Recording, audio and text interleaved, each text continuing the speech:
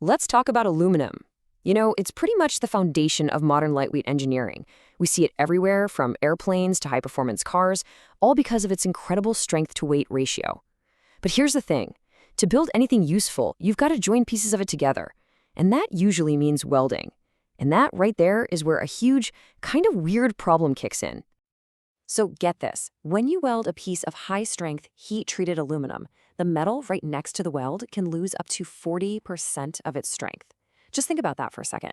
The very process you're using to create a strong single part is actually making the material critically weaker, right where you need that strength the most. It's a massive paradox. So what's going on here? This isn't just some small engineering problem. It's a deep dive into materials science. To really get it, we have to zoom way in. I mean, down to the microscopic level to see where aluminum gets its strength in the first place, and then watch how the crazy heat from a welding torch just systematically tears it all down. Okay, so to figure out why welding is so destructive, we first have to understand how aluminum gets to be so strong. You see, pure aluminum is actually pretty soft. All that impressive strength comes from a carefully engineered internal structure that we build into it, using a process called precipitation hardening. The idea here is really cool. We're basically creating microscopic obstacles inside the metal on purpose. We add other elements like copper or magnesium, and then we use a super precise heat treatment to get those elements to bunch up into millions of tiny nanoscale particles. We call these precipitates. And this isn't random at all. It's like a three-step recipe for making metals super strong. First, you heat the alloy way up to dissolve everything together, kind of like stirring sugar into hot coffee.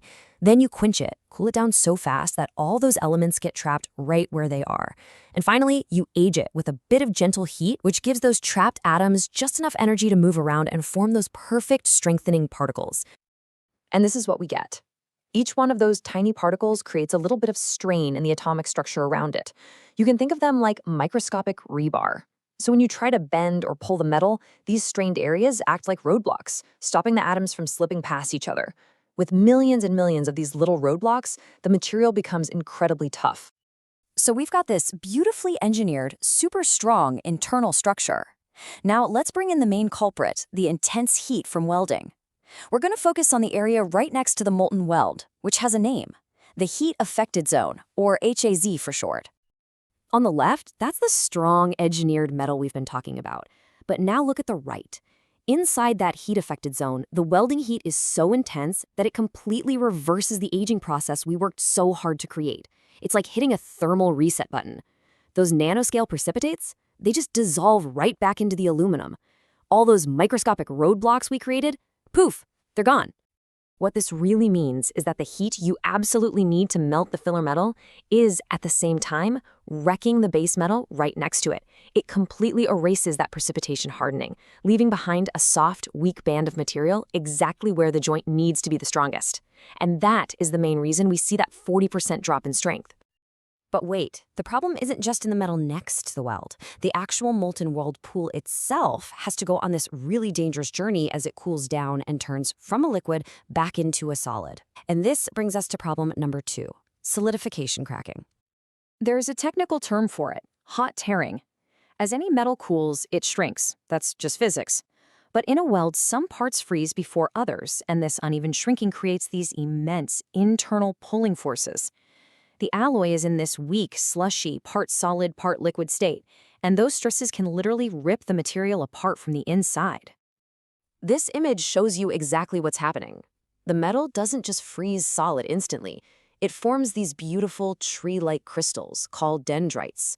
They grow and lock into each other, forming a rigid skeleton while there is still little pockets of liquid metal trapped between their branches.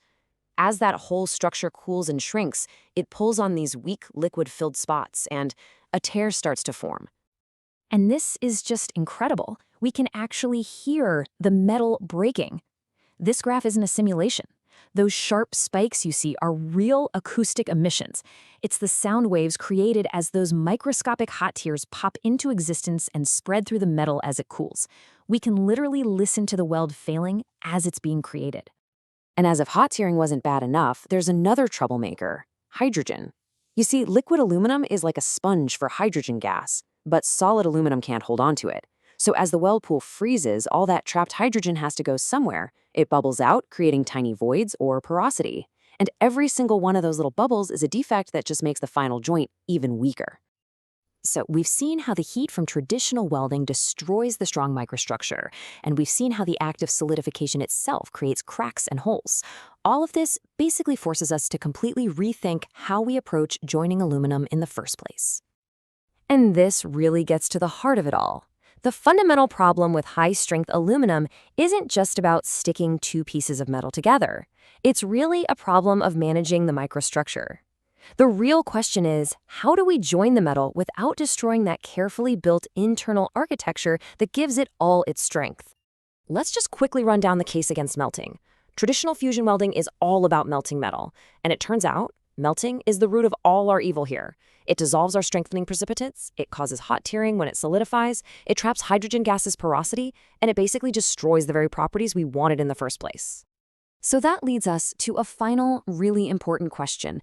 If all of these major issues come from melting and then re-solidifying the aluminum, do we actually have to melt it to join it?